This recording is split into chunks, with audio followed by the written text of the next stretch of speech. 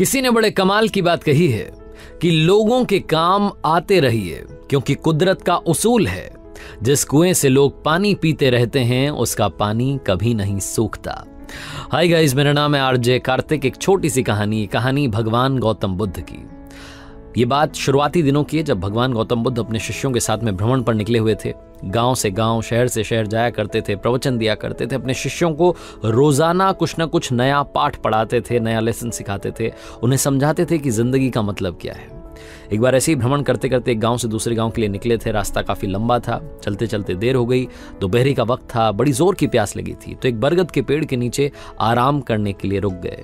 अपने एक शिष्य से कहा कि काम कीजिए, आप इस बरगद के पेड़ से 20 कदम दूर जाइए और 2 बार परिक्रमा लगाइए, चक्कर लगाइए, उसके बाद वापस आइए।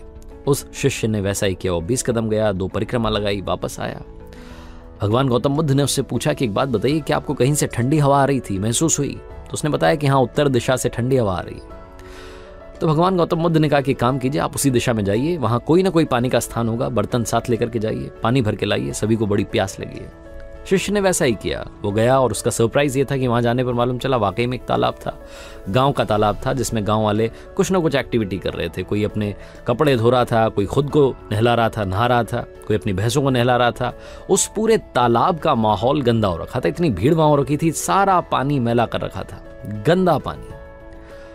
उस शिष्य को उन गांव वालों पर गुस्सा आने लगा कि ये नहाने की जगह है, यहाँ पर आके कपड़े धो रहे हैं, यहाँ पर ये कर रहे हैं, वो कर रहे हैं, भैंसों को नहला रहे हैं, पूरे तालाब का पानी गंदा कर दिया है, स्वच्छता नहीं रख सकते। वो बहुत कुछ अपने मन में कहने लगा, गुस्सा करने लगा, क्योंकि उसे अपने गुरुदेव के लिए बर्तन में पानी भर के ले जाना था। बहुत देर उसने सोचा कि क्या करूं क्या ना करूं। तभी एक गांव वाला और आया, उसके साथ और भैंसें थी, और भैंसें उसने उतार दी और पानी गंदा हो गया। उसको चाह करके भी कुछ नहीं बोल पाया, क्योंकि गुरुदेव ने सिखाया था कि शांत रहना है। वो शिष्य वहां से वापस आया उस बरगद के पेड़ के वहां जहां भगवान गौतम बुद्ध अपने शिष्यों के साथ में बैठे थे, और आकर के माफी मांगी कि मुझे माफ कर दीजिए, मैं आपके लिए पानी नहीं ला पाया। तो उन्होंने पूछा कि क्या बात हुई। तो वो फिर से जो गुस्सा अंदर भर के बैठा था उसने निकाल दिया कि वहां तो हाल बेहाल हो रखा है, कोई नहा रहा है, कोई अपने कपड़े धो रहा है, कोई भैंसों को नहला रहा है, पूरे तालाब का पानी गंदा कर रखा है। वो गंदा पानी आपके लिए कैसे लेकर के आता, आपको गंदा पानी कैसे पिलाता?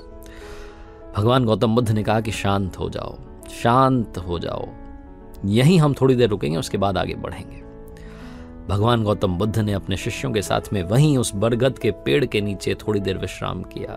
घंटा 2 घंटा बीत गया। उसके बाद में फिर से उसी शिष्य से कहा कि काम कीजिए, फिर से उसी दिशा में जाइए, उसी तालाब में जाइए, बर्तन लेकर जाइएगा और अब की बार पानी भर के लाइएगा, तब पानी पिएंगे।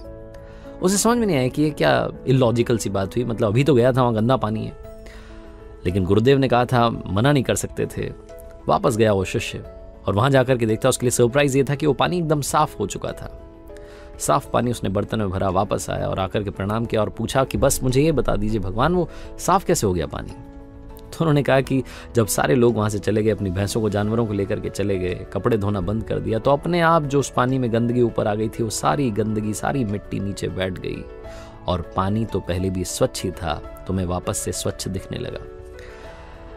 भगवान गौतम बुद्ध ने अपने शिष्यों को समझाते हुए एक बात और कही, जो मैं आपके साथ में शेयर करना चाह रहा हूं। बात बहुत जरूरी है। ये कहानी उस तालाब की, उस पानी की नहीं, कहानी हमारे दिमाग की है। हमारे दिमाग में कई बार ऐसा होता है कि बहुत सारी चीजें चलने लगती है, नेगेटिविटी हम पर हावी हो जाती है। जैसे उस तालाब में गंदगी आ गई थी, उस शिष्य ने कुछ नहीं किया, सिर्फ वक्त दिया। भगवान गौतम बुद्ध ने कहा यहां विश्राम करेंगे, घंटे 2 घंटे के बाद फिर उससे कहा कि वापस जाइए और वहां से पानी भर के लाइए। कुछ नहीं किया, कोई एफर्ट नहीं किया, कुछ नहीं किया, अपने आप वो गंदगी नीचे बैठ गई। वैसे ही माइंड में जब नेगेटिविटी हावी हो जाए तो कुछ नहीं करना है, अपने आप को टाइम देना है। अगर आपको लगता है कि आप पर गुस्सा हावी हो रहा है, आप किसी से लड़ने के मूड में आ चुके हैं, आपने बस लड़ाई करनी है, बहस करनी है, उल्टा सीधा बोलना है, कंट्रोल कीजिए। अपने माइंड को काम रखिए, कूल रखिए, कोई एफर्ट मत कीजिए, समय पर छोड़ दीजिए। कुछ देर के बाद आपको लगने लगेगा कि शायद आपकी भी गलती थी।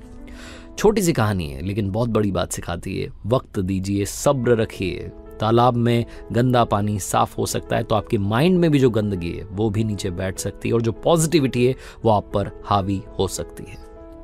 आरजे कार्तिक बस ये कहना चाहता है, खुश रहिए, प्रसन्न रहिए, अपने आसपास के माहौल को पॉजिटिव रखिए, पॉजिटिव वाइब्स को बढ़ाते चलिए और हाँ, कर दिखाओ कुछ ऐसा कि दुनिया करना चाहे आपके जैसा। याद रखिए, हर सोमवार सुबह 9:30 बजे मेरे सोशल मीडिया हैंडल्स पर देखिए एक नई कहानी।